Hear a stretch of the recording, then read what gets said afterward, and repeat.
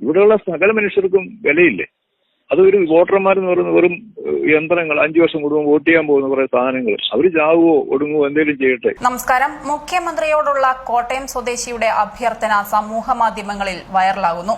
കോട്ടയം പൊൻകുന്നം സ്വദേശിയും നിരവധി പുരസ്കാരങ്ങൾ നേടിയിട്ടുള്ള ഫോട്ടോഗ്രാഫറുമായ സക്രിയ പൊൻകുന്നമാണ് തന്റെ അഭ്യർത്ഥന ഫേസ്ബുക്കിൽ പോസ്റ്റ് ചെയ്തത്.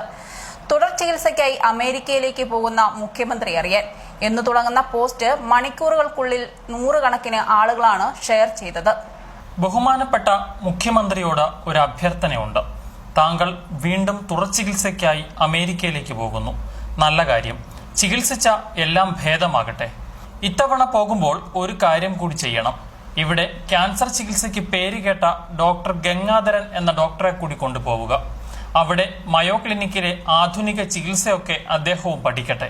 തിരികെ വരുമ്പോൾ താങ്കൾ കേരയിൽ പണിയാൻ കണ്ടുവച്ചിരിക്കുന്ന ആ കോടികളിൽ നിന്ന് കുറച്ചുകൂടി ചിലവാക്കി നല്ല ഒരു ക്യാൻസർ ചികിത്സാ കേന്ദ്രം കൊച്ചിയിൽ ആരംഭിക്കുക.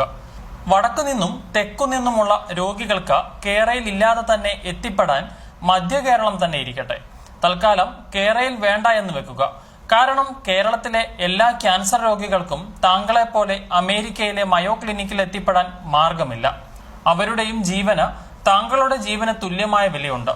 ആ ജീവന്റെ വില മനസ്സിലാക്കി എത്രയും വേഗം അത്യാധുനിക ക്യാൻസർ ചികിത്സാ കേന്ദ്രം ഇവിടെ ആരംഭിക്കുക. കേരളയിലല്ല ക്യാൻസർ സെന്ററാണ് കേരള ജനതയ്ക്ക് അത്യാവശ്യമെന്ന് പറഞ്ഞുകൊണ്ടാണ് സക്കറിയ പൊൻകുന്നം തന്റെ ഫേസ്ബുക്ക് പോസ്റ്റ് അവസാനിപ്പിക്കുന്നത്.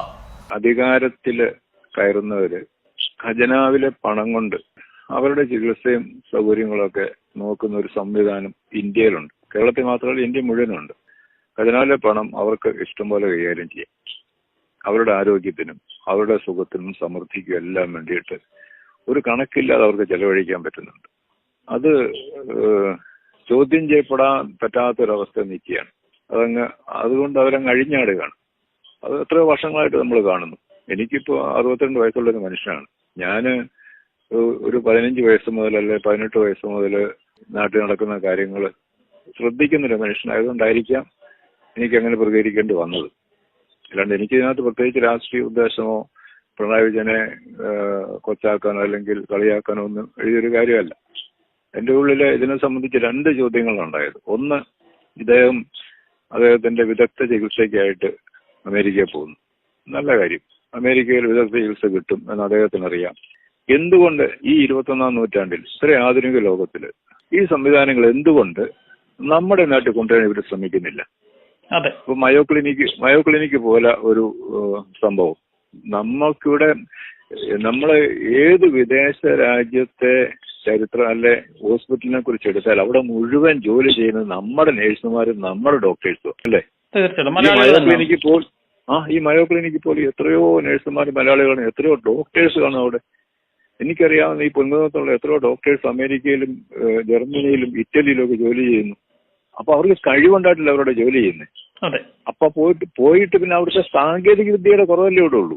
അവിടുത്തെ യന്ത്രങ്ങൾ, ഇതിനു വേണ്ടി മെഷീനറികൾ, സാങ്കേതിക പരിജ്ഞാനം അത് അവരോട് നേടിയിട്ടുണ്ടല്ലോ. അപ്പൊ എന്തുകൊണ്ട് നമ്മുടെ ഭരണാധികാരികള് ഈ നാട്ടിലേക്ക്, ഈ കേരളത്തിലേക്കോ ഈ ഇന്ത്യയിലെ സ്റ്റേറ്റിലേക്കോ ഇത് കൊണ്ടുവരാൻ ഇവർ ശ്രമിക്കുന്നില്ല? അപ്പൊ ഇവരുടെ ജീവന് മാത്രമേ വിലയുള്ളൂ.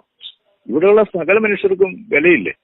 അതൊരു വോട്ടർമാരെന്ന് പറയുന്ന വെറും യന്ത്രങ്ങൾ, 5 വർഷം കൂടുമ്പോൾ വോട്ട് ചെയ്യാൻ പോകുന്ന കുറെ സാധനങ്ങൾ. അവർ ചാവുവോ ഒടുങ്ങുവോ എന്തെങ്കിലും ചെയ്യട്ടെ എന്ന് ചിന്തിക്കുന്ന ഭരിക്കുന്നവരുടെ ആ ചിന്താഗതി മാറണം.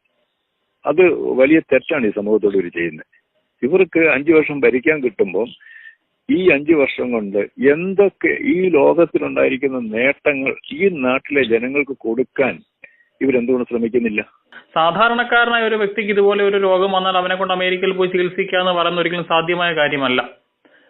കേരളത്തിലെ ഒരു സാധാരണ വോട്ടർക്ക്, ഒരു സാധാരണ പൗരനും ഇത്തരം ഒരു രോഗം വരികയാണെങ്കിൽ അതിന് ചികിത്സിക്കാൻ ഈ അമേരിക്കയിൽ ലഭ്യമാകുന്ന അതേ സജ്ജീകരണങ്ങൾ കേരളത്തിൽ ഒരുക്കണം എന്നാണ് താങ്കളുടെ പോസ്റ്റിലൂടെ താങ്കൾ പറഞ്ഞു വെച്ചത്. അതിന് കേരളിന് വേണ്ടി മുടക്കേണ്ടി വരുന്ന തുകയുടെ ഒന്നും ഒരു ചെറിയ അംശം പോലും വേണ്ട അത്തരത്തിലൊരു മെഡിക്കൽ കോളേജ് അല്ലെങ്കിൽ ഒരു ക്യാൻസർ സെന്റർ കേരളത്തിൽ തുടങ്ങുന്നതിന് എന്നാണ് താങ്കൾ പറഞ്ഞത്. അത് തന്നെ പറഞ്ഞിരിക്കുന്നത്. ഞാൻ പറഞ്ഞിരിക്കുന്നത് ആ കൂട്ടത്തിലൊരു കാര്യങ്ങളുണ്ട്. ഞാൻ പറഞ്ഞത് താങ്കൾ മുഖ്യമന്ത്രി പോകുമ്പോൾ നമ്മുടെ ഇവിടെ ക്യാൻസർ ചികിത്സാ രംഗത്ത് ഏറ്റവും വിദഗ്ധൻ ഞാൻ അറിഞ്ഞിട്ടുള്ള ഡോക്ടർ ഗംഗാധരൻ എന്ന് പറഞ്ഞ ആളാണ്. അതെ. ഈ ഡോക്ടർ ഗംഗാധരനെ കൂടെ കൊണ്ടുപോകണമെന്ന് ഞാൻ പറഞ്ഞത്. അദ്ദേഹത്തോടെ കൊണ്ടുപോയിട്ട് ഈ മയോ ക്ലിനിക്കിലെ കാര്യങ്ങൾ അദ്ദേഹത്തിന് മനസ്സിലാകട്ടെ. എന്നിട്ട് നിങ്ങൾ തിരിച്ചു വന്നിട്ട് ഈ കേരളയിൽ നിങ്ങൾ കണ്ടുവച്ചിരിക്കുന്ന പണത്തിന്റെ ഒരു വിഹിതം, ഒരു കുഞ്ഞു വിഹിതം എടുത്ത് ഇവിടെ ഒരു മയോ ക്ലിനിക്ക് തുടങ്ങട്ടെ. അല്ലെങ്കിൽ അതിന് തക്കതായ ഒരു ക്യാൻസർ ഇൻസ്റ്റിറ്റ്യൂട്ട് ഇവിടെ സ്റ്റാർട്ട് ചെയ്യട്ടെ. കേരളയിൽ തൽക്കാലം മാറ്റിവെക്കും. ഇതാണ് ഇവിടെ ആവശ്യം. അത് കൊച്ചിയിൽ തന്നെ സ്ഥാപിക്കും. കാരണം തിരുവനന്തപുരത്തുള്ളവർക്കും കാസർഗോഡുള്ളവർക്കും വരാൻ മധ്യ കേരളം എന്ന് പറയുന്നത് കൊച്ചിയാണ് കേരളത്തിന്റെ. അപ്പോൾ തിരുവനന്തപുരത്ത് വെക്കണ്ട, കൊച്ചി സ്ഥാപിക്കും. അപ്പൊ രണ്ടു കൂട്ടർക്കും വന്നിറങ്ങാമല്ലോ.